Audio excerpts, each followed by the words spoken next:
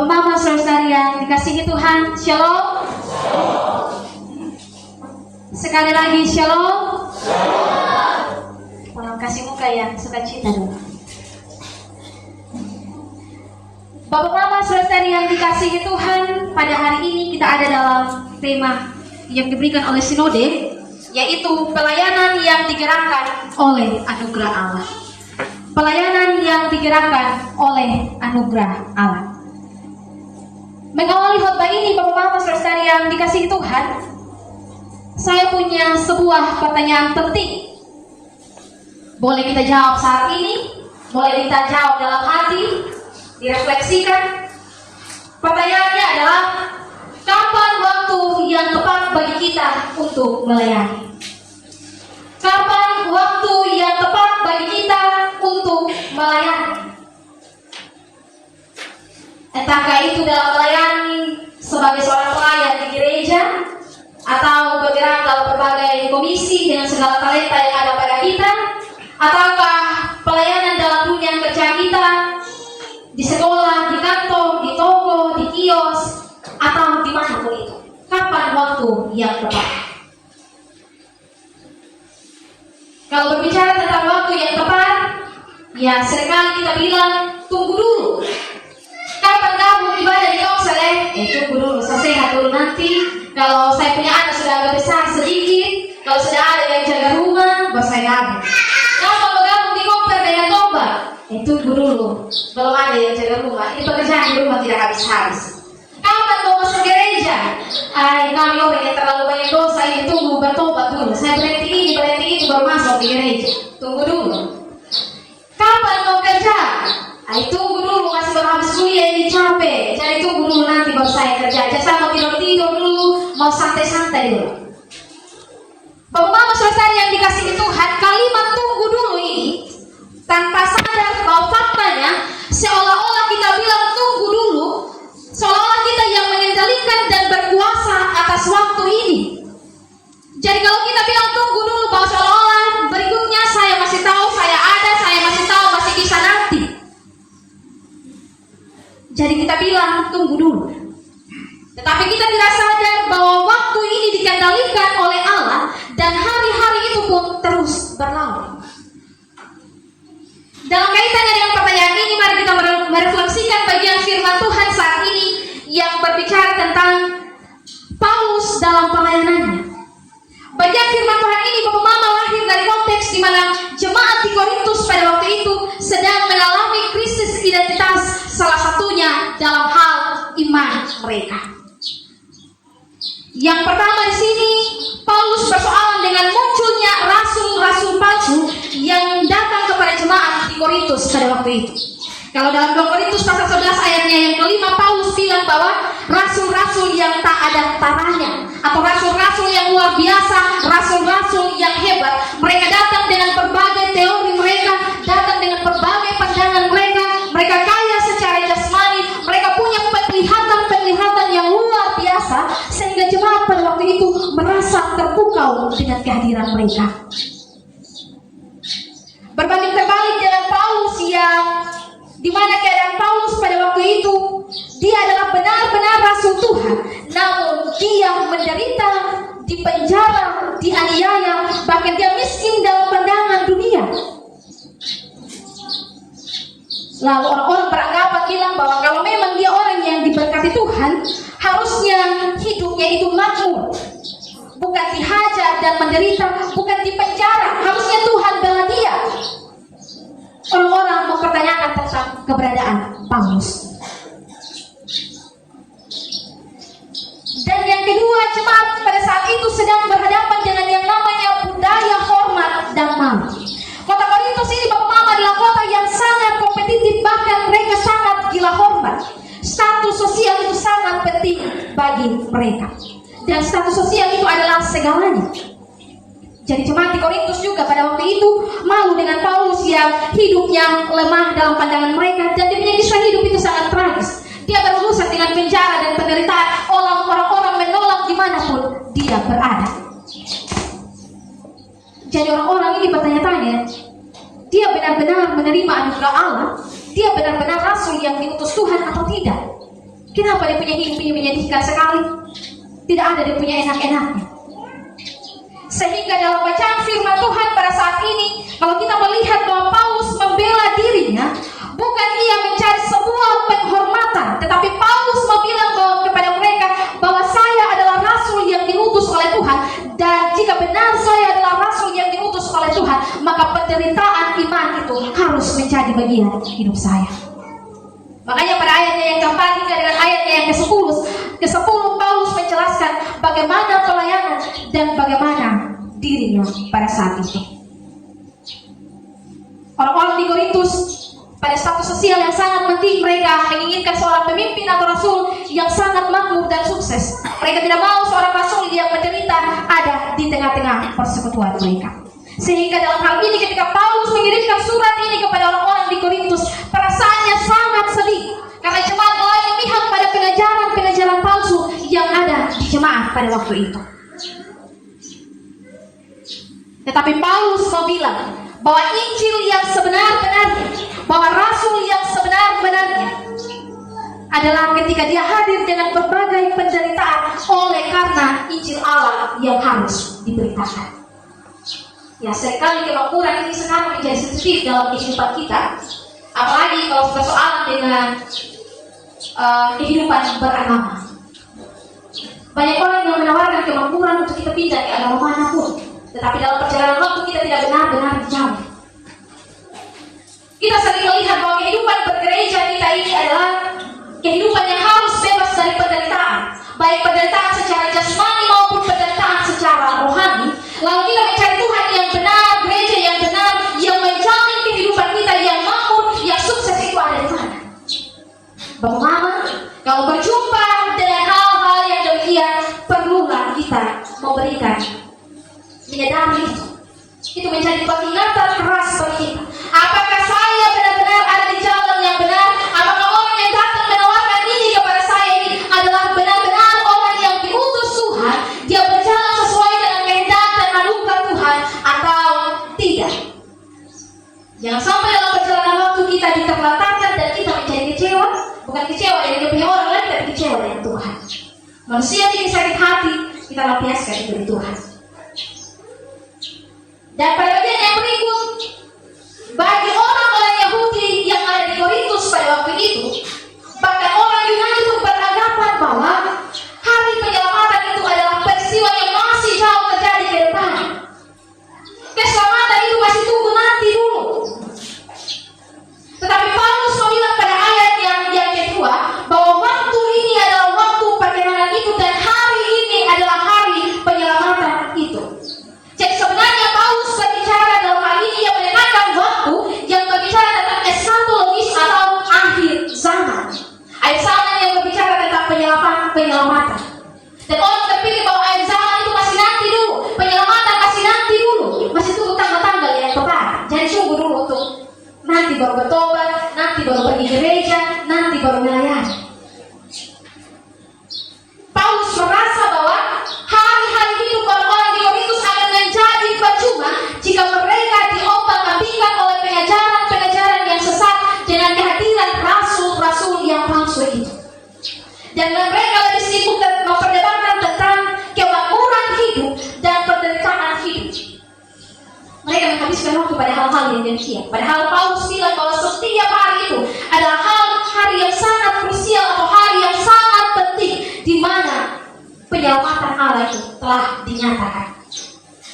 Bahkan kalau berbicara tentang akhir zaman dan penyelamatan itu sendiri, Paulus membaginya dalam dua bagian. Yang pertama, Paulus berbicara tentang zaman sekarang ini, di mana manusia hidup dalam dosa, hidup dalam penderitaan, hidup dalam keinginan daging. Manusia hidup dalam hawa nafsunya.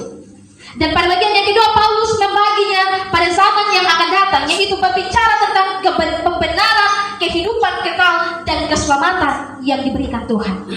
Tetapi bagi orang Kristen yang hidup pada saat ini, teman-teman, kita hidup di hari ini, tetapi keselamatan itu yang dimana Paulus bilang itu ada terjadi di zaman yang akan datang, kita sudah menerima keselamatan itu. Dan kita sedang menunggu pemenuhan janji keselamatan itu dalam kedatangan Yesus kembali. Kita sudah menerima keselamatan itu dalam karya penyelamatan Yesus Kristus yang diselipkan. Kita telah menerima anugerah pembenaran itu dalam diri kita. Jadi jika demikian, kita semua adalah orang-orang yang telah menerima anugerah keselamatan itu, maka hari-hari hidup kita ini adalah hari-hari yang sangat penting. Waktu demi waktu itu adalah sangat berharga menurut Rasul Paulus. Jadi kata tunggu dulu itu tidak berlaku di kamusnya Rasul Paulus. Bapak Mama Saudari yang dikasihi oleh Tuhan, kita adalah warga kerajaan surga, maka kita harus hidup kudus sekarang juga, tidak pakai tunggu-tunggu. Oleh karena itulah yang memotivasi kita untuk bekerja keras melayani bagi Tuhan. Bekerjalah segiat-giatnya bagi Tuhan dan jerih payahmu dalam Tuhan tidak akan sia-sia. Rasul Paulus bilang pada pertama Korintus 15 ayatnya yang ke-58. Dan ingatlah Bapak Mama, ketika hari ini kita pakai waktu Tuhan itu, entahkah dengan cara-cara hidup kita yang berkenan ataupun yang tidak berkenan kepada Allah, pada akhirnya semuanya itu kita akan pertanggungjawabkan kepada Tuhan. Kita melihat pada 2 Korintus pasal 5 ayatnya yang ke-10. Kalau hari ini mau pilih jadi orang yang santai, kalau hari ini mau pilih menjadi orang yang tunda-tunda untuk bertobat, kalau hari ini mau pilih untuk menjadi orang yang nyaman untuk berbuat dosa, maka ingatlah kita tidak pernah tahu kapan waktu Tuhan datang, tetapi yang pasti bahwa semua yang kita buat hari ini kita akan bertanggungjawabkan itu kepada Tuhan. Bapak Mama Saudara yang dikasihi oleh Tuhan, kita semua yang hadir pada saat ini adalah orang-orang yang telah menerima anugerah daripada Tuhan. Anugerah dalam bahasa Yunani adalah karis. Mungkin habis ini ada yang terinspirasi untuk kasih nama anak karis. Karis itu adalah anugerah, hadiah, pemberian cuma-cuma. Kalau nanti pembimbing kita tadi bilang semua karena iman, bukan karena usaha kita. Jadi jangan ada orang yang memegahkan diri. Bahkan anugerah itu pun melebihi yang namanya cinta.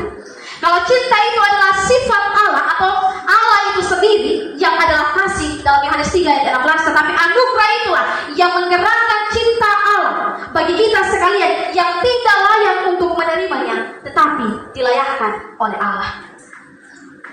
Yaitu dalam apa? Dalam pengorbanan Yesus Kristus. Anugerah adalah cinta yang mengalir ke bawah kepada mereka yang tidak layak untuk menerima. Anugerah juga adalah cinta yang menggerakkan orang untuk menolong orang yang bersalah. Kalau seorang bapak mencintai anaknya, kalau anaknya berprestasi, anaknya penurut, anaknya baik. Tetapi bagaimana jika seorang anak memberontak, melawan orang tua? Anugerah itulah yang menggerakkan hatinya untuk tetap menerima, menjemput, memulihkan anak, tetap ada bersama-sama dengan anak, mendampingi, menasihati dia. Kalau hanya cinta saja, kalau dia sudah menyakiti hatinya, cinta itu sudah tidak adil lagi bagi kita. Kalau saya mencintai, dia tidak mencintai, berarti sudah sampai di situ. Tetapi anugerah menggerakkan cinta kita, sekalipun disakiti, tetapi kita tetap mau memberikan yang terbaik. Sebenarnya sebagai anak-anak muda, anak-anak yang sedang berkuliah atau bersekolah, kita perlu menyadari akan hal ini. Orang tua ketika mencintai anaknya, melahirkan kreativitas dalam hidupnya. Karena alasan cinta. Sekalipun secara ekonomi terbatas, uang ini dapat untuk ini hari makan, dapat untuk besok makan, tetapi mau untuk kasih sekolah anak. Sekalipun kita jadi orang yang melawan, sekalipun kita menjadi orang yang memberontak, tidak dengar-dengaran kepada orang tua, tetapi oleh karena anugerah Allah yang menggerakkan hati orang tua kita, mereka tetap mau memberi yang terbaik. Lantaskah masih pantas hari ini untuk kita menjadi anak-anak muda yang tetap memberontak, yang menghabiskan waktu dengan sia-sia, yang hidupnya hancur-hancuran, yang tidak mau mendengar nasihat firman, bahkan mendengar teguran-teguran baik? Suruh pergi kuliah, bikin lain, suruh pergi sekolah, sukanya bolos. Ingatlah bahwa cinta dan anugerah Allah telah menggerakkan hati orang tua kita untuk memberikan yang terbaik, sekalipun kita tidak layak untuk menerima itu. Bapak Mama Saudari yang diberkati Tuhan, Dan kebenaran firman Tuhan pada saat ini, marilah kita belajar. Anugerah Allah adalah dasar pelayanan kita. Paulus mengingatkan kepada jemaat di Korintus supaya tidak menyia-nyiakan kasih karunia Allah. Artinya bahwa setiap pelayanan yang kita lakukan didasarkan pada kesadaran bahwa Allah telah menebus saya, bukan oleh karena usaha saya sendiri. Ingat Bapak Mama, bahwa tanpa terkecuali semua telah menerima anugerah Allah, maka semua pun terpanggil untuk hidup kudus, yaitu hidup di dalam Tuhan, hidup sesuai dengan kehendak Tuhan. Bukan hanya pendeta saja yang menerima anugerah Allah, lalu pendeta dituntut untuk hidup kudus, yang lain boleh melakukan dosa. Bukan hanya majelis penatua diaken saja yang sudah terima anugerah, baru yang lain bebas untuk buat dosa. Semua kita sudah menerima anugerah Allah dan punya kesempatan yang sama untuk hidup kudus. Jadi hidup kudus itu tidak dituntut pada pihak tertentu, tetapi pada diri kita sendiri karena telah menerima anugerah Allah. Jadi apapun pekerjaan dan pelayanan saya lakukan itu karena telah menerima anugerah dari Allah. Kalau bilang hidup kudus, maka hiduplah sesuai dengan kehendak Tuhan. Mama saudara yang dikasih Tuhan. Kalau memang demikian, maka setiap kita yang telah menerima apa itu, bekerjalah sebaik-baiknya. Bekerjalah dengan rasa takut akan Tuhan. Sebagai pedagang yang telah menerima anugerah Allah, kalau bekerja jangan kasih lebih itu timbangan, baru setengah kilo tapi ditimbang 1 kilo. Sebagai polisi atau lainnya yang telah menerima anugerah Allah, jangan keluarga tidak ditilang, baru rakyat miskin ditilang. Sebagai perawat, bidan, dokter yang telah menerima anugerah Allah, semua pasien itu mencari prioritas, bukan keluarga saja yang menjadi prioritas. Bahkan sebagai tukang ojek, nelayan, petani, guru atau apapun profesi kita, bekerjalah secara adil, jujur, dan takut akan Tuhan. Karena orang-orang yang menerima anugerah adalah orang-orang yang dikuduskan oleh Allah. Kalau bilang kudus, maka bekerja harus dalam rasa takut akan Tuhan. Tidak bisa bekerja sesuai dengan maunya kita. Jadi ingatlah bahwa hidup yang baik, perbuatan baik tidak bisa dituntut dari pihak tertentu, tetapi pada diri kita masing-masing. Dan yang kedua, marilah kita belajar bahwa Rasul Paulus di sini menekankan bahwa anugerah itu bukan kita sedang mencari kepujian diri, tetapi wujud ungkapan syukur kita kepada Allah. Pelayanan yang digerakkan oleh anugerah Allah bukan mencari kepujian diri, tetapi oleh karena anugerah keselamatan daripada Tuhan. Dalam bulan-bulan dan minggu seksara pada saat ini, kita ada dalam program gereja yaitu Paskah bersama Allah. Kita sedang berpaskah bersama Allah dan semua komunitas saya pada saat ini sedang lomba-lomba untuk katakan menghias sana. Tetapi satu yang saya mau bilang bahwa usaha kita pada saat ini, ketika kita sedang berlomba mempersiapkan taman yang baik, ingatlah apa motivasi kita. Sebagai bagian dari kesadaran diri bahwa Allah telah menyelamatkan saya, atau sedang mencari kepujian diri bahwa saya yang paling terbaik dari semua. Jangan nanti pada akhirnya semua yang kita lakukan bermuara pada konflik karena kita merasa bahwa kenapa saya tidak juara padahal saya sudah buat yang begini. Dong tidak ambil secara penilaiannya begini-begini, ada orang dalam lebih berpihak kepada ini. Jangan. Yang kita lakukan saat ini karena kesadaran anugerah Allah dalam hidup kita, bukan mencari kepujian siapa punya konser yang paling terbaik. Semua kita persembahkan itu untuk Tuhan. Amin Bapak Mama. Amin. Dan ingatlah bahwa dalam pelayanan kita, semua tidak harus baik adanya, semua tidak harus dipuji. Penderitaan itu menjadi bagian hidup kita.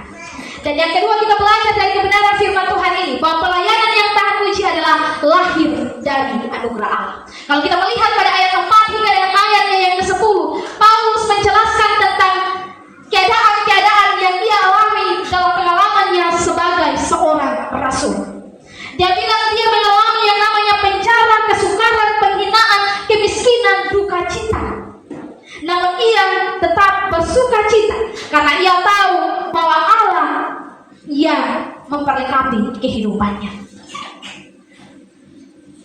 Bapak mama semua, pelayanan itu tidak bergantung pada situasi, tapi kita bergantung pada anugerah Allah.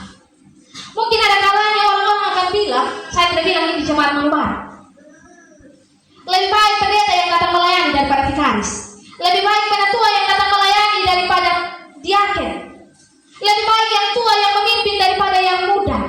Kita akan mendapatkan itu. Kita harus jujur. Lebih baik dia yang melayani, saya tidak mau melihat dia yang melayani saya. Kehadiran kita dalam sebuah medan layar, memberikan diri untuk melayani itu tidak harus selalu dipuji. Kalau pelayan terlalu dipuji-puji, dipuja-puja, pelayanannya dipertanyakan, Bapak Mama. Tetapi kalau masih mengalami penderitaan, hinaan, cacian, penolakan oleh karena kebenaran, maka pelayananmu itu murni karena Tuhan. Jadi jangan merasa takut untuk ditolak, jangan merasa takut untuk dihina. Kalau orang banding-bandingkan, tidak bilang tidak apa-apa, Tuhan yang utus, sini Tuhan yang memperlengkapi. Jangan orang berpikir tersinggung sedikit, saya mau berhenti untuk melayani di Muger, mau berhenti untuk melayani di komisi, tidak mau lagi untuk melayani di sekolah minggu. Jangan. Ingatlah bahwa pelayanan yang dilakukan bukan digerakkan oleh kemauan kita, tetapi oleh anugerah Allah. Perbaiki kita punya motivasi untuk melayani. Bahkan dalam kehidupan berumah tangga pun demikian. Bapak mama bayangkan betapa mencengkelkannya anak-anak kita, tetapi saya bilang tadi, kita tetap mau memberikan yang terbaik bagi mereka. Kita tetap mau melihat mereka punya masa depan yang baik. Karena apa? Kita digerakkan oleh anugerah Allah untuk menjalani peran kita sebagai orang tua. Anugerah, kita tetap memilih untuk setia dan melayani sekalipun situasi tidak baik untuk kita.